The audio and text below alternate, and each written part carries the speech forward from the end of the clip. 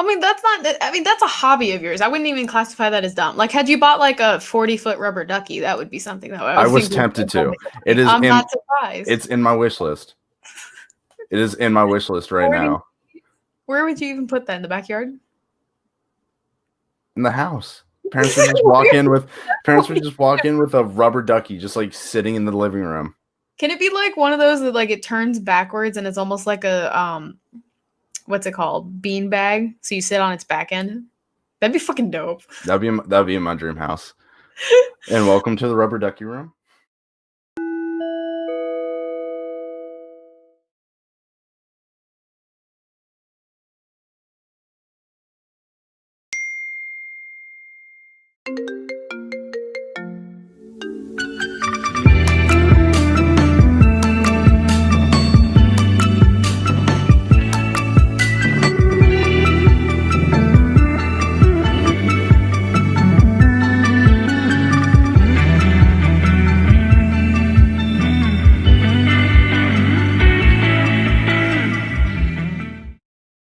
Hello, beautiful people, and welcome to Group Chat. This is the second take of this intro. My name is Bailey, and this is the new podcast, a discussion podcast called Group Chat. If you're new here, go ahead and please hit subscribe if you're on YouTube. If not, you can go ahead and give this video a like, or you can follow us across social media to get more content, and let's jump into it. Today, I have a brand new guest. His name is Liam. He's a very old, dear friend of mine, and we're going to have a discussion today about relationships and the toxicity of them, mostly due to the fact that both he and I share similar experiences, and I'd love to get his take as a male in the perspective and compare it to mine, and really just get an open discussion about the importance of recognizing toxic behaviors in relationships and what makes for a bad relationship and toxic behaviors and red flags in comparison to positive behaviors. So this is going to be a two-part series. We're going to have the first episode about toxicity, and then Liam's going to come back possibly with more guests where we discuss the positive aspects and what makes a positive relationship. So without further ado, let's jump into it. Thanks, Liam, for the patience, and the viewers who are now seeing this with a mixture of video. Oh yeah, all the changing shirts and stuff like that. Except like the only thing that's missing, I wore a white shirt. The only thing is this is an old bro shirt now. But what we were talking about in the last few clips was we were talking about how we have shitty exes and how we felt about that and how it changed our lives in any capacity. What I want to focus on mostly is the fact that we've known each other for a really long time. And more importantly, we've known each other's past and what all that means to us personally. Do you want to get a little bit into that conversation and explain, without going into too much detail and keeping a little bit of anonymity, and what your dating experiences has been like? Sum it all up, shit. I spilled some water. Spit take. You know me through my third girlfriend. I don't know about my second one, possibly. Maybe. It's been a long time. It's so hard to keep track. No, it was my junior year, so we knew of each other at that time. Yeah. But second relationship was a girl I liked for a while and stuff like that. And then the whole time while dating her, it was like always not good. She was always looking at other greener pastures, I guess. I guess going back to it, just to reiterate, and so we can change things up a little bit. Do you think, I think we talked about the first time, was whether or not you classified yourself as a survivor or as a victim? I didn't classify myself as either, because I don't view myself as a survivor or a victim. I just view it as mistakes I learned from. It's a good way to summarize it. What do you think that relationship and any of the other relationships that may not have ended well or you've been recently introduced to have taught you, either about yourself or about relationships in general? It taught me that, like, don't hide who I am, because, like, my friends, I've actually been, like, true to myself. Like, actually, me, I've been, like, the closest friends I've had, and, like, because they, like, know who I am, personality wise, and I don't hide anything from them, and it's just better for, like, me to not, like, hide aspects of myself and then, like, slowly reveal them like some people do. Yeah. I'm not gonna lie, I was that person for a little bit. I was like, I'm gonna be secretive and it makes me more attractive, and I was also a hipster, and then just like, yeah. No, I was like, I'm just gonna suppress my twisted sense of humor, all the dumb shit I do, and seem normal. Then, like, eventually, after a little bit, it will all seep out. Yeah, women are characterized for that so much. We're like, you don't know anything, but then we walk in the door and you don't know until the last second, baggage, and you just like have no idea what you're walking into. Just knocks on the door and you see, like, a whole airplane terminal just shoves down a whole bunch of baggage. Oh my god, it's like the packages at the end of the Mockingjay movie from Hunger Games, where all their tiny little packages and everyone's reaching for them, and they're just fucking bombs, and they just poof. I was gonna say from Harry Potter with all the letters just shooting in at once. Oh, that's a good one too. That's a good analogy for that. Yeah, because gotta love Harry Potter. So what do you think with that things have taught, that your past relationships have taught you, or any future relationships you think you might lean towards? Sorry, that you have advice for either yourself, future self, or maybe even your past self, or any of our active listeners? Oh yeah, future Liam, if you are listening to this in the future, notice the red flags. Don't be afraid to call a person out on their shit, because you were right in the past by going with your gut. If you end up in another one of those person relationships, then I'm just gonna send you that of like 5 seconds a clip and just be like, oh my this god, is your warning. You and like 5 other people. Like, when I was going through that shit with my ex, like, I was talking to through all that, and I was just like, yeah, it was whatever, it happens, and he was just like getting mad for me. Like, it was like from Key and Peele, the like Obama anger translator. Like, I was there. I've seen that episode, yeah. Oh my god, what? Like, I've it's seen like, some. I haven't seen all of them. it's a long thing they did. It was Luther, and Obama would just like say one thing, and then Luther would just like translate the anger. And that would be like me and relationship. I think the only one I've seen where he like impersonates Obama is like he talks as a president and he's like, all right, Republicans, I'm gonna say one thing, you're gonna disagree, and I'm gonna get what I want. That I saw that. I only just recently started watching them too, so they're all on Hulu. I love Key and Peele so much. Yeah. So based on what we talked about last time, if you can recall the red flags, what do you think are some of the hardest red flags to spot, whereas some of them are easier, in a way that you could formulate almost for our audience who might not know? Because I know from our experiences, we are not very good at it when it comes to ourselves. But for other people, we could be like, get the fuck out of this relationship. Yeah, more like the whole, I'm trying to remember what you were saying for the flags. One of them's like the like hiding bad things and saying something good. Like, there's a lot of that I just didn't notice. And then it was like, it's like a little angel or devil on your shoulder being like, hey, this is this one thing is how it is. And like slowly you start thinking like, oh yeah, it is like that. Then you figure out you hate your family. It's not always that way. Sometimes you're tricked into thinking that. And I think honestly, the isolation aspect is probably one of the harder flags for me to recognize personally, is like the fact that they can easily like twist your mindset and become manipulative and create yourself isolated, and you think you're doing it for them or you're sacrificing something, or that even like your family or your friends or whatever are actually super manipulative when in reality it's the person you're with. Yeah, that's how, like, you know, for example, how much like she made me cut off everybody, and like over just dumb stuff. So like I've been trying to build back about like a handful of friendships after that.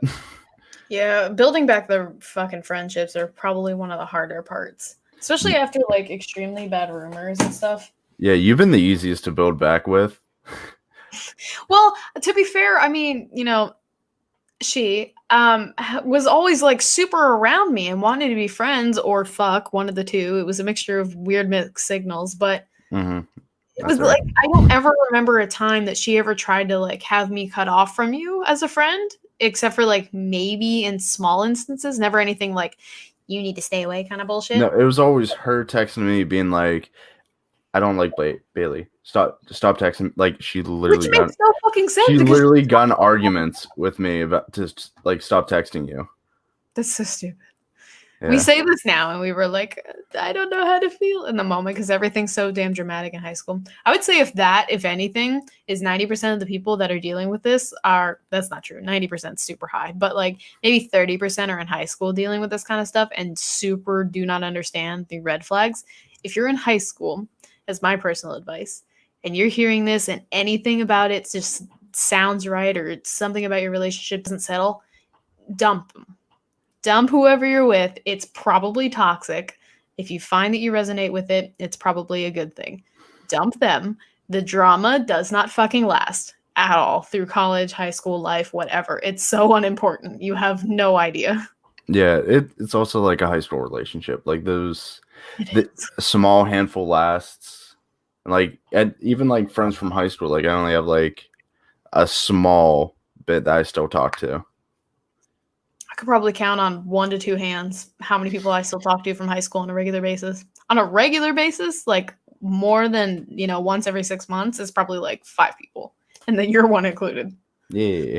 Other than that, it's like once every 6 months maybe, or if we're in the same vicinity at a time, we're like, oh yeah, let's catch up. And then we don't talk again. Yeah, that's like I've seen like a lot more people from high school that like I've known from passing, just never been friends with them, but like bump into them in public and stuff like that and just be like, hey, what's up? How's everything been? Like the old like adult small talk and shit like that. Yeah. I hate how much I've noticed. I hate how much I've noticed like I've become more like an adult. Just like I hate it. That's why, like, if I ever have to make like an adult purchase on Amazon, like I have to buy curtains or sheets or some stuff like that. I buy like the dumbest thing possible too, just to balance it out. Like I bought an indoor throwing axe. Of course. Yeah. That's a hobby of yours. I wouldn't even classify that as dumb. Like, had you bought like a 40-foot rubber ducky, that would be something that I was tempted to. I'm not surprised. It's in my wish list. It is in my wish list right now. Where would you even put that? In the backyard? In the house. Parents would just walk in with a rubber ducky just like sitting in the living room. Can it be like one of those that like it turns backwards and it's almost like a what's it called? Bean bag. So you sit on its back end? That'd be fucking dope. That'd be in my dream house. And welcome to the rubber ducky room. Quack quack. Rubber ducky. It's all yellow and bubbles in here. If you're not happy in this room, get the fuck out because you don't belong here. Quack out of here. Get the quack out of here. I love that. It needs to be merch. You should make that.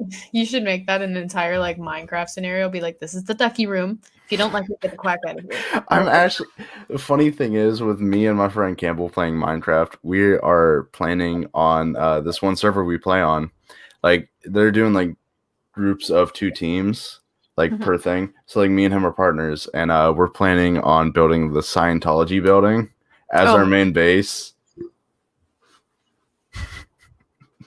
I can't.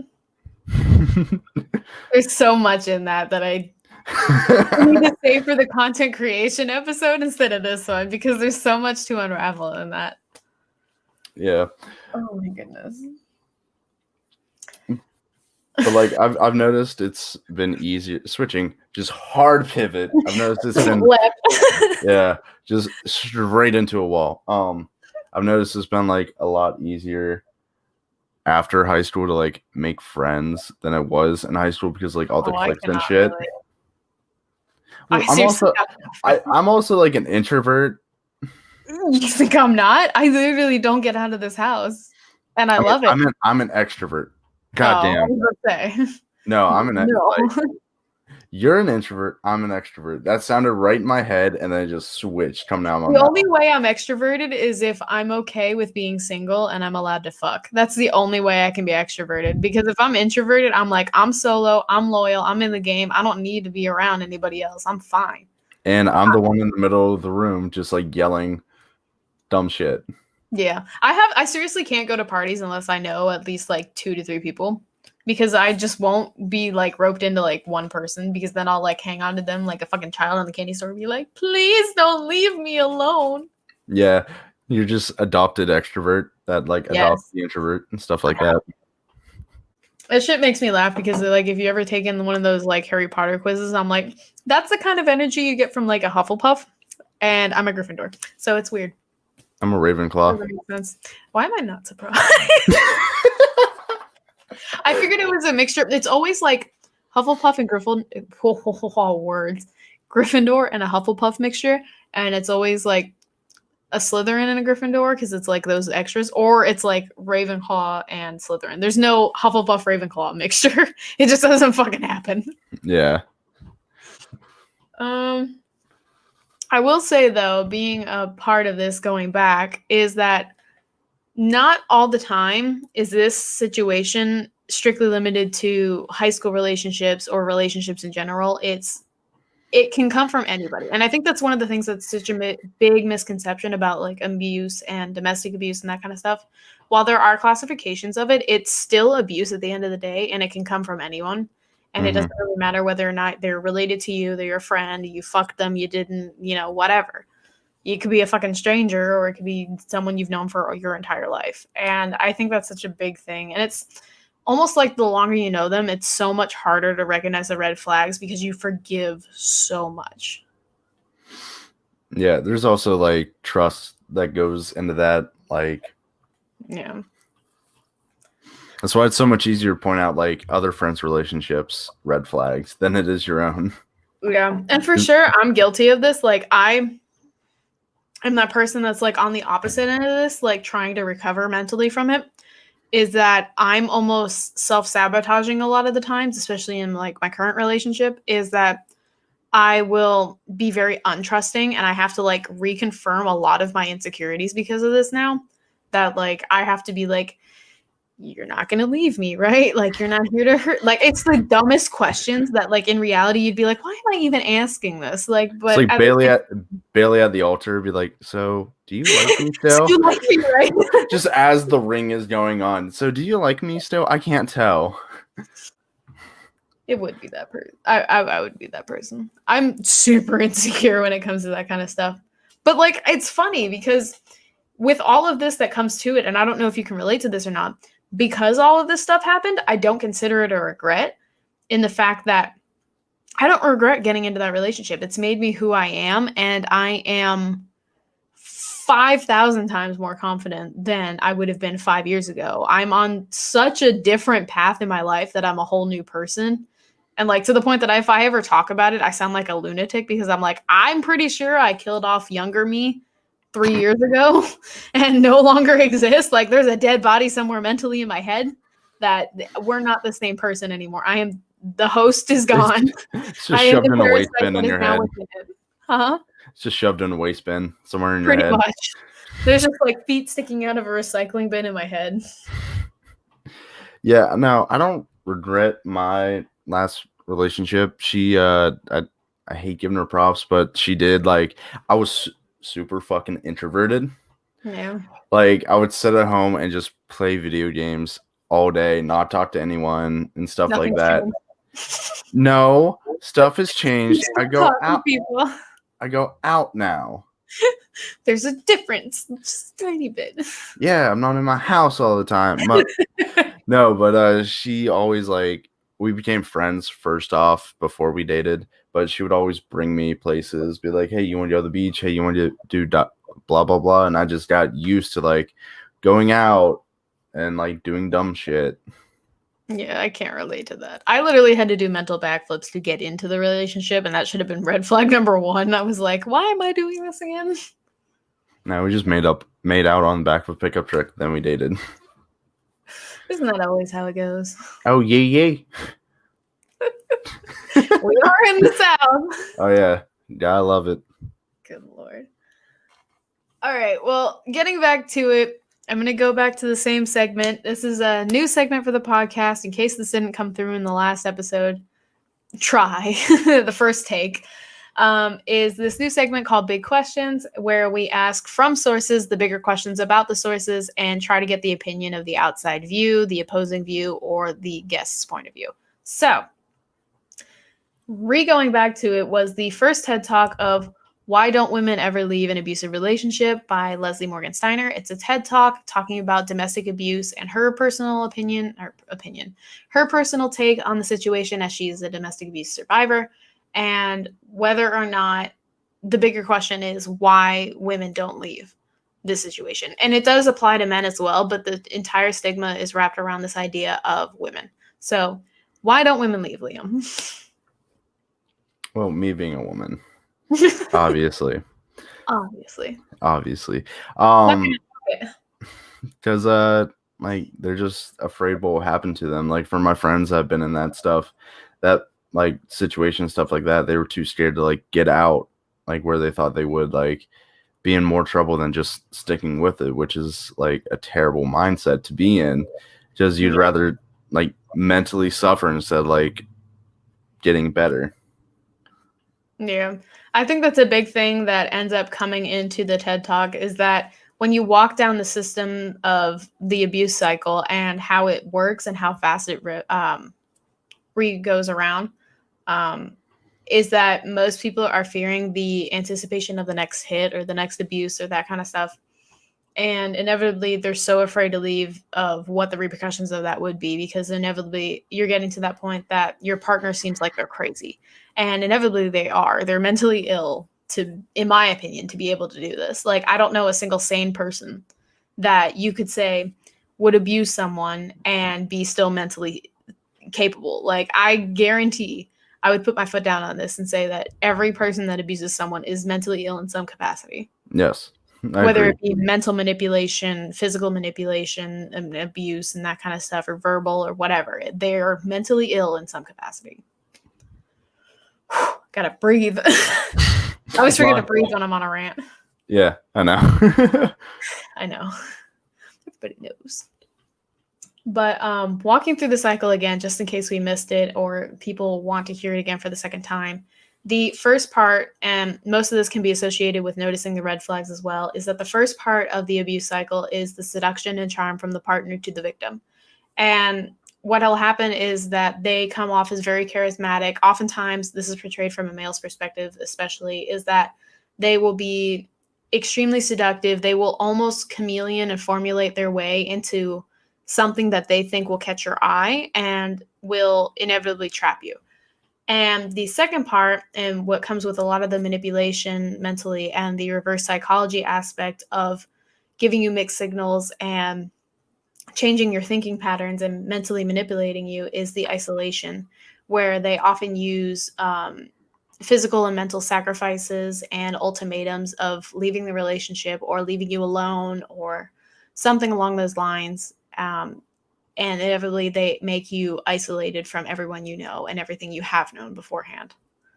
And the third part is probably one of the most important parts. And I know that personally, I don't want to say this is where I've never been, because it's not necessarily true, but it's not untrue in the fact that it's not what is stereotypical for this point of view, is that it's the hurt and reaction step. So they will hurt you and then incite a reaction to see how you react.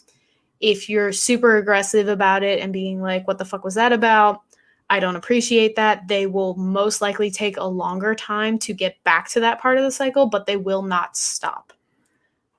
It inevitably does come back around. It could be a day, several months, or even years until they do it again, but they will inevitably try again to hurt you and incite a reaction.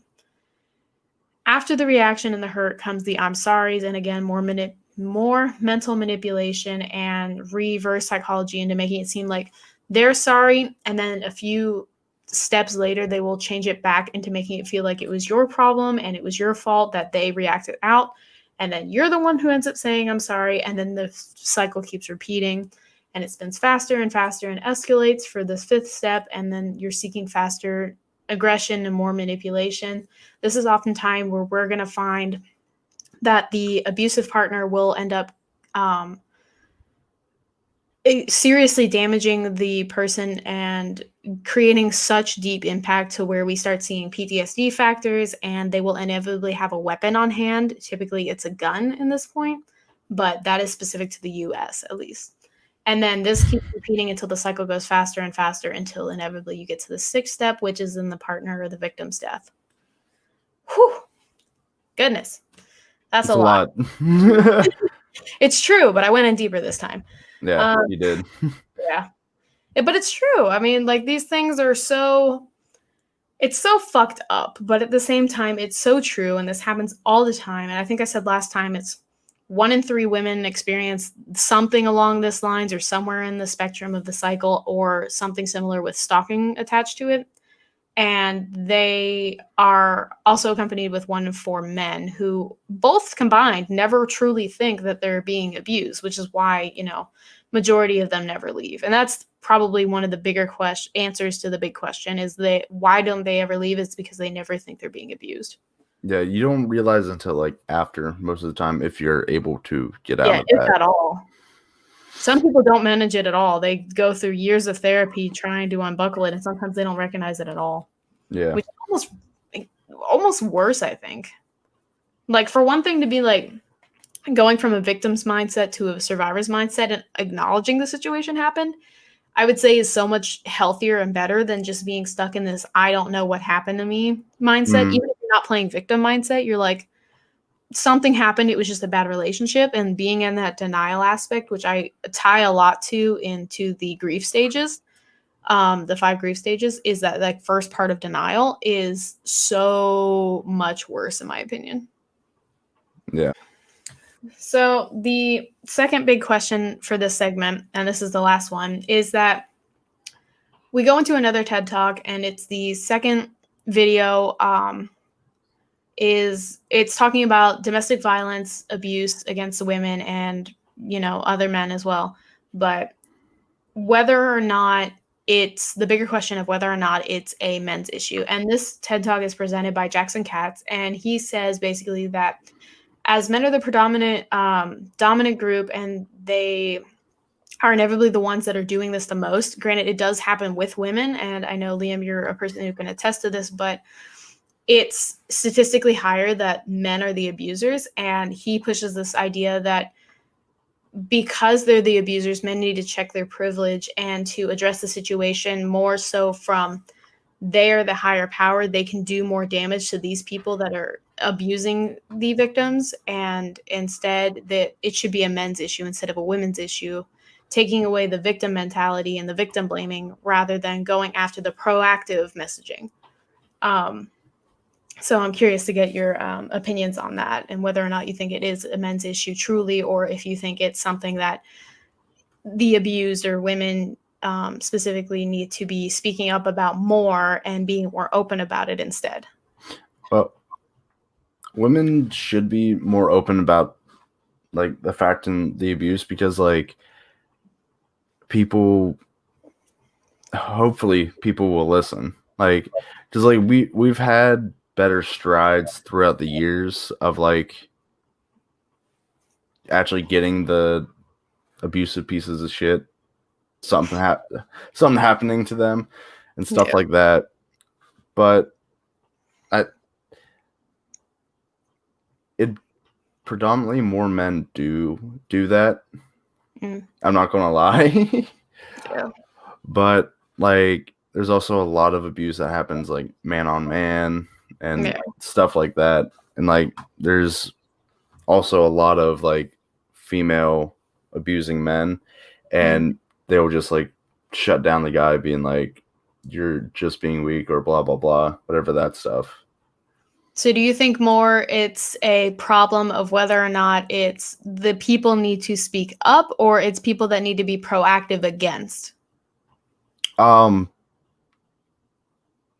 want to say both, because you speak up, but also at the same time you like actually go after those people. Yeah. I mean, there's plenty of movement. I don't want to like get into like the Me Too movement because I don't know much about it other than like everyone's like Me Too. But you know, I mean, it's got a noble cause behind it. I'm not against it or anything. It's just like there's other issues of like, especially in social media now and especially on Instagram, you'll see these posters that go around, especially very populated cities like New York, and it says why I didn't tell or something like that. And if you ever read those, they're so gut-wrenchingly honest.